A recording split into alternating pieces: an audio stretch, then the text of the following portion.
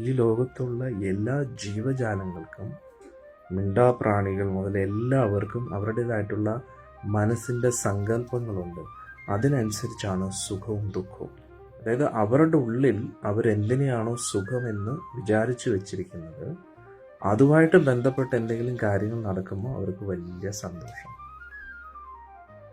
അതിന് വിപരീതമായിട്ട് എന്തെങ്കിലും നടക്കുമ്പോൾ ദുഃഖം. ഈ ലോകത്തിൽ സുഖമാണെങ്കിലും ദുഃഖമാണെങ്കിലും രണ്ടും മായയാണെന്ന് അതുകൊണ്ടാണ് പറയുന്നത്. കാരണം തെറ്റായിട്ടുള്ള സങ്കല്പങ്ങളുടെ അടിസ്ഥാനത്തിലാണ് ഈ സുഖവും ദുഃഖവും. നമ്മുടെ കുട്ടിക്കാലം മുതലേ നമ്മൾ നമ്മുടെ മനസ്സിൽ പല ധാരണകളും ഉറച്ചിട്ടുണ്ട്, കോൺക്രീറ്റ് പോലെ ഉറപ്പിച്ചിട്ടുണ്ട്. അതിൻ്റെ അടിസ്ഥാനത്തിലാണ് നമ്മൾ ചിലതിനെ സുഖമായിട്ടും കാണുന്നത്, ചിലതിനെ ദുഃഖമായിട്ടും കാണുന്നത്. പക്ഷേ both does not exist. Actually both are illusion. രണ്ടും മായയാണ്.